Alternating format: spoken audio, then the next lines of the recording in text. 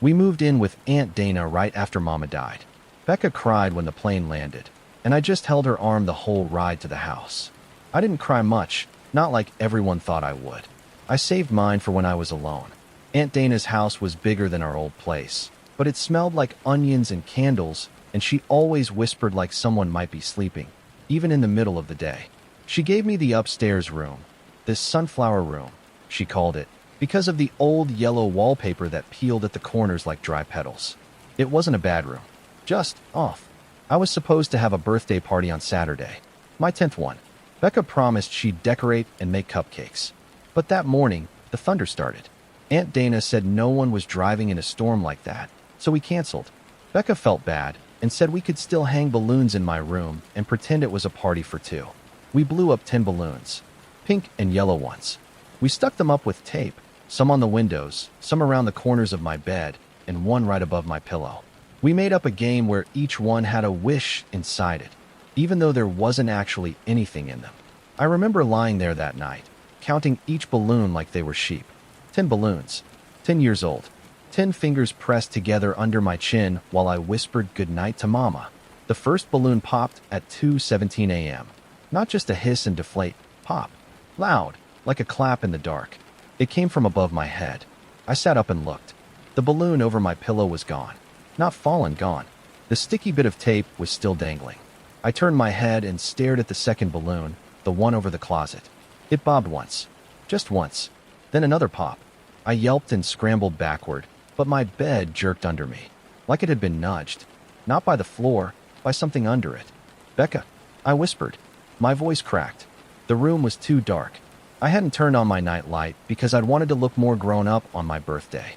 That was stupid.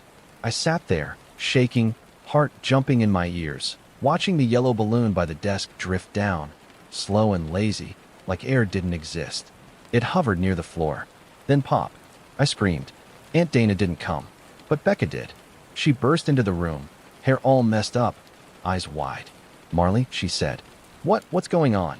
Then she saw me, in the bed, and she turned white. You were in the hallway," she said slowly, like each word tasted bad. "You were just talking to me." "No, I wasn't," I whispered. "You said," she shook her head. "You said we were getting ready for the real party, that it was starting now." "No," I said again. She stepped back like I'd hit her.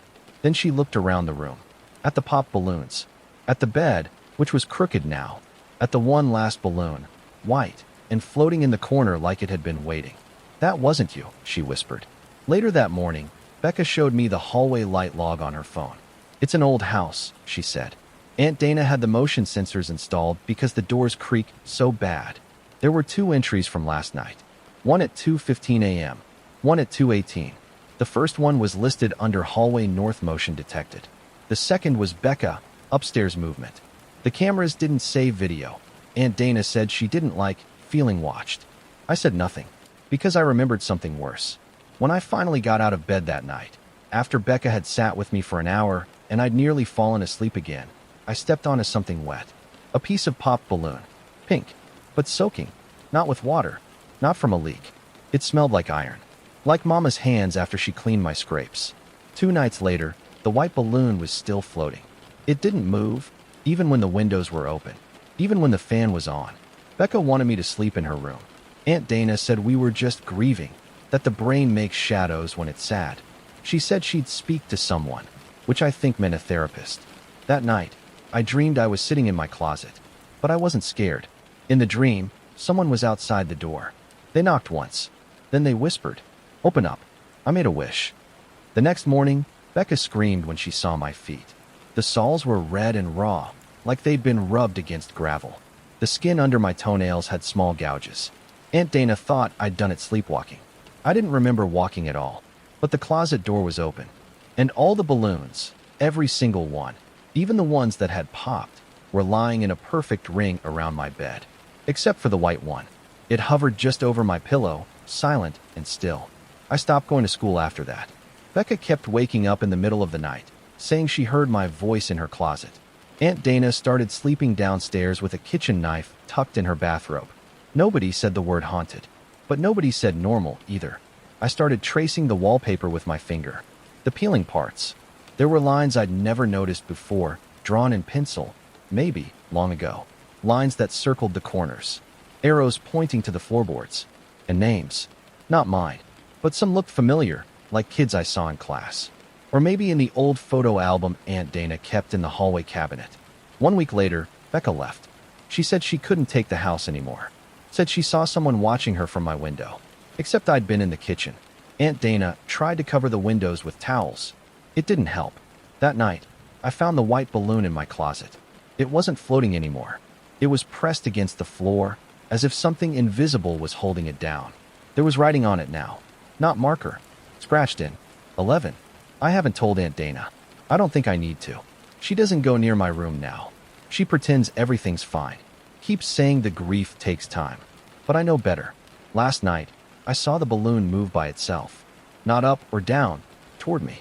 It dragged along the floor, like something breathing through plastic. I didn't scream. I just watched. I think it liked my birthday. I think the popping was its way of counting. And I think next year, there'll be 11 balloons. But not for me. No, I'm already 10. The next ones? They're for who's coming next.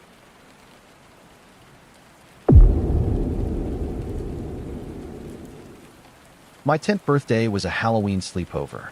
5 girls, 1 basement, and 2 bags of candy we weren't supposed to finish. We finished them. It was cold outside, but our house always stayed too warm in the fall. My mom said it was the old pipes. The basement smelled like the rubber mats we laid down over the concrete, and the plastic Halloween decorations Mom reused every year, the witch banner with the peeling glitter eyes, the fake tombstones. They'd been in every birthday photo since I was 6. I remember Maddie was the one who brought the Ouija board.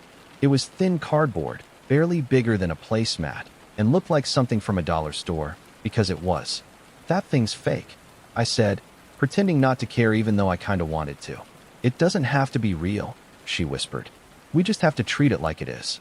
We waited until after midnight to play it. We told ghost stories first, even though Beth cried and said she wanted to do nail polish instead. So we compromised. Ghost stories while we painted each other's toenails. Mine were orange and black. Maddie's were red. At 12:40 a.m., we turned off the lights, lit 1 candle, and sat in a lopsided circle. The only rule Maddie said we had to follow was, don't take your fingers off the planchette unless someone says goodbye. I remember that because I broke it later. I took my fingers off. The first question was mine. Will I get a phone for Christmas? It spelled NOPE. Everyone laughed. Then Beth asked, is there anyone here with us? And the board spelled yes. We all kind of screamed and laughed at the same time. The room started to feel smaller. The candle shape looked wrong. I noticed tiny black flecks floating in the wax. We all did. That's when everyone stopped laughing. Then Maddie asked, what happens to me when I grow up? The board went still. For almost a full minute, no one spoke. Then it moved, slow and jerky. D. We all froze. Who moved it? I asked. No one admitted it. Seriously, I said. Who moved it? The board stayed still. The candle flickered. We argued for a while. Beth cried again. Maddie looked, not scared exactly. She was pale but calm, like she was listening to something none of us could hear. My mom came downstairs at 1:15 and told us it was time to quiet down. Don't make me separate you like kindergartners, she warned, then went back up. We pretended to sleep. At 1:40, we were whispering again. B, who hadn't said much all night, suddenly asked, do you guys believe that if you say something in a mirror while someone's asleep, they'll dream it? No, I said, but that was a lie. So we dared each other. Someone, I honestly don't remember who, said, let's pick Maddie. She's the deepest sleeper. We would all stand in the hallway upstairs, look into the bathroom mirror, and chant a fake wish like a spell. We'd say, Maddie, wake at 3:15. Walk to the mirror. Say something strange. And then fall back asleep. It sounded dumb, but we did it. We linked pinky fingers. We looked into the mirror. We chanted it 3 times. Beth chickened out and left early. But the rest of us, me, B, Callie, we whispered, Maddie, wake at 3:15. Walk to the mirror. Say something strange. And then fall back asleep. We laughed and tiptoed downstairs. At 3:15 exactly, I woke up. I don't know what did it. A sound? A feeling? I sat up and looked across the room. Maddie's sleeping bag was empty. I thought she was in the bathroom. Then I heard footsteps upstairs. Slow, bare feet. I crawled off my bag and crept to the basement steps. The door at the top was open. The light in the upstairs hallway was on. And I saw her, Maddie, standing in front of the mirror, but not like a person does. Her head was tilted. Her arms were limp. Her eyes were closed. She stood there, unmoving, for 10, maybe 15 seconds. Then she spoke. "There's no me in here anymore." Her voice was clear and steady. Then she dropped, just folded in on herself like her strings got cut. Her knees hit the tile, then her shoulder. I screamed. My mom thought it was a prank. She told us we were overtired. Maddie didn't remember anything. She wasn't hurt, just confused. Said she'd never walked upstairs. Said she'd dreamed about water and a tunnel. She looked like she was going to puke. Callie wouldn't talk to anyone the rest of the day. The scariest part came later. My mom showed me a picture she took of us before bed. One of those smile girls. Photos with the mirror behind us. You could see all 5 of us sitting on the couch, reflected in the glass. But in the mirror, Maddie wasn't there. Just a blank spot, like something had erased her. We never talked about it after that. Beth stopped hanging out with us. We transferred schools. Callie blocked me on Instagram 3 years later, out of nowhere. But Maddie and I stayed friends. She still doesn't know what we did. Now I'm 17. I sleep in a dorm. No basement. No birthday sleepovers. But I still wake up at 3:15 sometimes. Once, 2 weeks ago, I found the mirror in my dorm bathroom completely fogged from the inside. There was a handprint on the glass, pressed from the other side. No one else was awake. My phone buzzed. One voicemail. From Maddie. I pressed play. It was just her voice, calm and tired. "Do you remember what we made me say?"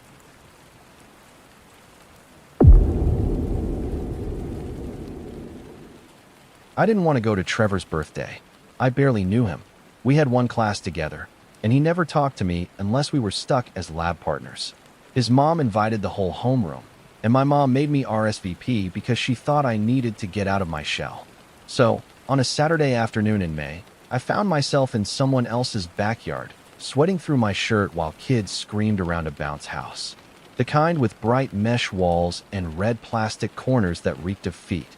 The backyard was chaos. Open pizza boxes on the folding tables, paper streamers melting in the heat, and some dad dressed as a superhero DJing from a Bluetooth speaker. I stayed near the fence, drinking warm Capri Sun and counting the minutes until my friend Maria's mom would pick us up. That's when I noticed the side gate. It squeaked open behind the garage, and 2 people walked through. A man in a baseball cap and sunglasses, and a kid, maybe 9 or 10, holding his hand. No one looked twice. I ducked into the bounce house because the music was too loud and kids were too loud, and I just wanted a minute to breathe. It was hot inside, like climbing into someone's mouth. The plastic walls were wet with condensation. I wiped my palms on my jeans and sat in the corner. That's when I realized I wasn't alone. The boy who'd come in through the gate was already inside. He was on the far side, watching me. "You're not bouncing," he said. "Neither are you," I answered. He smiled a little. "I'm Ryan." He wasn't wearing a name tag like the rest of us. Trevor's mom made everyone wear those cheesy neon wristbands when we arrived, like for tracking who got cake. I noticed he didn't have one. His shirt was blank, no cartoon characters, no party theme. "How do you know Trevor?" I asked. He shrugged. "We're neighbors." I didn't believe him. Something about the way he stood still in the middle of a bounce house, perfectly balanced, didn't make sense. He didn't flinch when the kids outside screamed. He didn't even look. Then I saw the man, the one from the gate. He was standing outside the mesh, just off to the left. Not close enough to seem creepy, but close enough to watch. He had his phone out, holding it up, slowly shifting it side to side, like he was filming. I thought maybe he was Trevor's uncle or something. But he didn't look at the other kids. He looked only at us. And then he nodded, just once, at Ryan. The boy lunged. He grabbed my arms and slammed me back onto the plastic floor. My head hit the vinyl so hard I saw black stars. He climbed on top of me, grinning. His hands went to my shirt. I screamed and twisted, kicked. He hissed something like, "Stop it," through his teeth. I didn't stop. I kneed him in the stomach and felt his grip loosen. Then I crawled toward the back corner and rolled out through the flap. I fell hard onto the grass. I didn't look back. No one saw me. The music was blasting. Kids were still throwing paper plates at each other. When I turned back, the man was gone. So was Ryan. I told Maria I felt sick. I made up some story about puking and cramps, and she helped me call her mom early. I didn't tell her what happened. I didn't tell anyone. At home, I sat in the shower for a long time. I stared at my knees, scraped from the bounce house netting, and wondered what would have happened if I hadn't fought back. I imagined the gate closing behind them, how quiet the backyard would have gotten, how long it would have taken someone to notice I was gone. The next Monday, I checked the birthday photos online. Trevor's mom had uploaded them to the school's parent group. There were 32 pictures, and none of them was Ryan. Not once. Not in the pizza line. Not in the piñata crowd. Not even in the background. And the man with the phone? Never seen again. Weeks passed. Then years. I never told my parents. I never told Maria. I just buried it. But some nights, I hear the mesh walls of the bounce house in my dreams. How they rippled when the man gave that tiny nod. How it was just us in there. No one else looking in. No one else looking out. I'm 17 now. I don't go to parties. I don't like crowds. Every time I visit someone's house, I check for a side gate. I check if it locks from the inside. I check if someone could come through it without anyone knowing. And I always lock the gate behind me, even when I'm the only one home.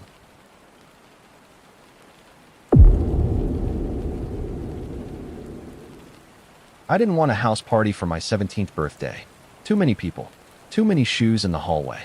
Too many empty Solo cups to clean up before my dad got home from his second job. I'd only lived in this city a few months, another stop after my parents split. By then I knew the drill. Stay low, stay nice. Don't make anyone feel awkward about not knowing you. My new friend, Ari, said we should go to Grady's pub. It was an old karaoke bar near downtown. They let minors in before 10 if you were with someone 18 or older. Ari's older sister drove us. I didn't expect much. A couple songs. Maybe a greasy plate of fries. I didn't expect him. His name was Carl. That's what he wrote on the karaoke slip. I saw it when I passed the clipboard back to the MC. Block letters. Real name or not. It felt too formal for the place. Most people wrote fake names. Funny ones. Weird ones. Tina Tuna. Captain Cringe. Lil Tony. But Carl wrote just Carl. He was older than everyone else in the room. Mid-50s, maybe more. Gray beard, clean-shaven neck. Cardigan sweater, tight at the shoulders. Like someone's grandpa dressed up for a funeral but missed the memo about warmth. He came in alone. Didn't order anything. Just sat at a booth near the exit, facing the stage. When Ari noticed him, she whispered, "Creeper alert, back left." I laughed, but something about her tone made me keep glancing over. He never smiled, never tapped his fingers to the beat. Just watched. Like it wasn't karaoke night. It was a sermon. We did our usuals. Ari and Jess butchered Teenage Dream. Malcolm did a surprisingly good Hallelujah. I sang Back to Black and got a slow clap from someone in a booth. For a while, it felt normal. Familiar. Safe. Then, right before 9:55, the MC said, "Last call for sign-ups." And Carl stood up. The room went quiet, but only in that subtle way people notice something's off. He walked like he wasn't used to walking, like his body weighed too much. He took the mic and nodded to the guy at the booth. "I'll be doing I Will Follow You Into the Dark." No one clapped. I remember thinking that song didn't belong here. Not on a birthday night. Not on a night filled with cheese fries and warm Coke and teenage off-key duets. But Carl didn't care. He sang it anyway.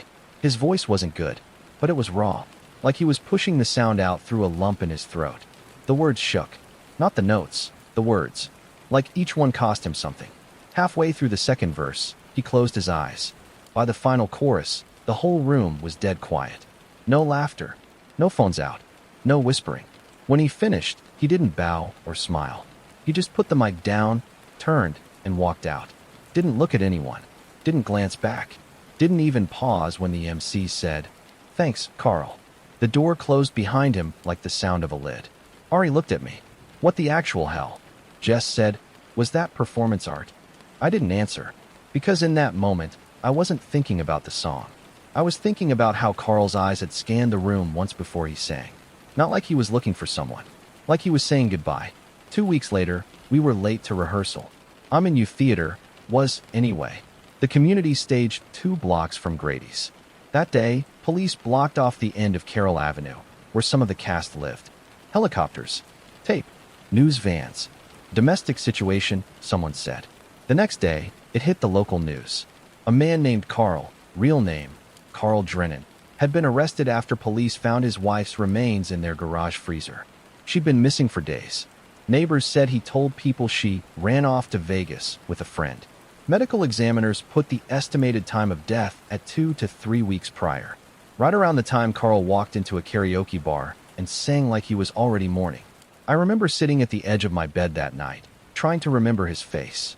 Not the shape of it, but the weight, the sag in his cheeks, the way his shoulders curled inward.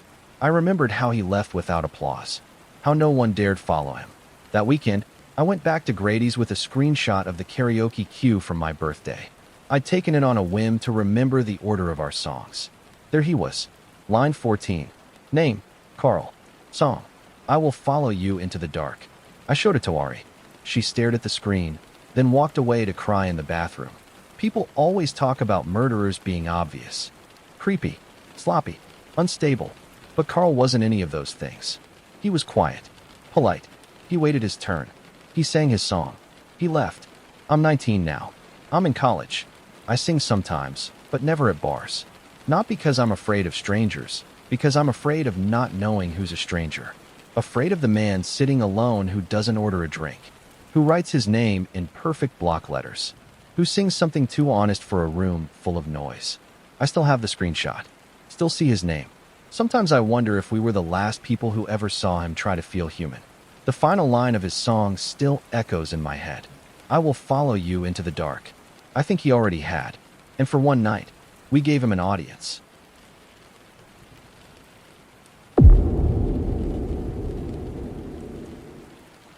It was supposed to be chill. Just a weekend with cousins and chlorine and sugar. Steph and I have the same birthday week, so our parents do this thing where we celebrate together. Cheaper, easier, and more fun than doing 2 separate parties. That year we booked 2 hotel rooms at the Sprayside Inn, which sounds better than it is. It's one of those indoor water park hotels you find just off the highway in Indiana. The kind with arcade machines that mostly eat your quarters and a pool that smells like Band-Aids. We'd been there once before, and it was fine. Lazy river, 2 slides, a half-broken hot tub, and the classic soggy carpet hallway vibe. We got there Friday night. Pizza, cake, everything was normal. Steph brought 2 friends, Jess and Taryn. I had Nessa with me. We were all in oversized t-shirts, half-drenched, running between the wave pool and the snack bar, laughing about nothing. Until he showed up. We were drying off near the towel racks when a man walked up to us. Late 40s, maybe early 50s. Big sunglasses, even though we were indoors. Pale, with this trimmed mustache that didn't match the rest of his face. Too neat, too sharp. Hey girls, he said, like he was out of breath. You haven't seen a little girl, have you? My daughter. Her name's Emmy. 9 years old. Brown hair, pink suit. We all froze. No, sorry, I said. Steph added, we haven't seen any little kids today. He nodded slowly, like he didn't really believe us. Okay, just making sure. He walked off without thanking us. Just drifted toward the vending machines, looking around too hard. We all looked at each other. That was weird, right? Nessa whispered. Jess said, super weird. We agreed to move to the lazy river. And for a while, we forgot. We stayed in the pool area for hours. It was loud, full of kids, but safe feeling, contained. That's the word I remember thinking. Contained. After dark, we grabbed snacks and took a break in the hot tub. It was one of those small ones off to the side of the pool deck, semi-enclosed by fake rock walls. There was a max occupancy sign hanging sideways and bubbles that never quite stopped. The second we slid into the water, there he was. Same man, already in the tub, sitting on the opposite end, arms stretched out along the rim. His eyes, behind those stupid tinted glasses, never moved. He smiled. Hey birthday girls. We froze again. I remember the silence. Just the sound of water jets and our breathing. He leaned forward. You girls ever had birthday edibles? He chuckled. Just joking. Mostly. Steph said, we should go. She started to get up, but he shifted, moved fast, too fast for someone relaxed, and reached under the water. His hand clamped around Steph's wrist. Not tight, not yanking, just holding, like testing. She yanked away and scrambled out of the tub. He didn't say anything, just leaned back again, still smiling. I remember how his arm trailed in the water, long and pale and slow, like he had all the time in the world. We ran, wrapped ourselves in towels, and went straight to the front desk. We told them what happened. Every word. The desk lady didn't blink, just sighed and called over hotel security. The security guy was maybe 19, had a badge clipped to a hoodie, and smelled like axe and fries. We explained again. He nodded slowly and said, "We'll keep an eye out. Probably a misunderstanding." A misunderstanding. Steph's face was blotchy. I wanted to scream, but we gave up. We just wanted our parents. We headed back toward the room, 5th floor, end of the hall. Our towels were soaked through. I remember how quiet the elevator ride was. No one talked. Halfway down the hallway, footsteps behind us. Fast ones. We turned. It was him. The man. Still wet from the hot tub. Still smiling. No badge. No kid. He saw us looking and slowed. Like he didn't want to scare us. Just wanted us to know. That's when Nessa sprinted. She banged on our parents' door like her hands were on fire. My dad opened it in boxers and a t-shirt. One look at our faces, and he stepped into the hall. "What's going on?" We pointed. The man stopped walking. Dad's voice changed. Sharp. Loud. "Are you following my daughter?" The man didn't answer. Just turned around and walked calmly back toward the elevator. Like nothing happened. We called the front desk again. This time, with a dad on the phone, they took it seriously. Police showed up 20 minutes later. Not with sirens, just quiet and fast. We gave statements. The officers asked the front desk for a room list. Searched the halls. Security reviewed the hot tub cameras. That's when things got worse. They found the man's room. He was staying 2 doors down from ours. And his daughter? Unconscious. Inside. They rushed her out on a stretcher. The news came the next day. Hotel guest arrested for drugging minor daughter. There were interviews with neighbors, talk of custody battles, suspected drug exposure. The cops told our parents later. They think he was trying to use her to get close to other kids. For sympathy. For bait. And maybe more. I still think about what would have happened if Steph hadn't pulled away. If we'd stayed in the tub another minute. If we'd assumed it was nothing. If we'd never told the front desk, even if they didn't care. I'm 18 now. I've never gone back to Sprayside. Not even when my cousins wanted to. I still get sick at the smell of pool chlorine. But the part one can't forget? It wasn't his face. Or his sunglasses. Or his stupid joke. It was how bored security looked when I said the words. He touched her. Under the water. He came looking for a missing daughter. And left with a felony. But if we'd waited one more minute, he might have left with one of us.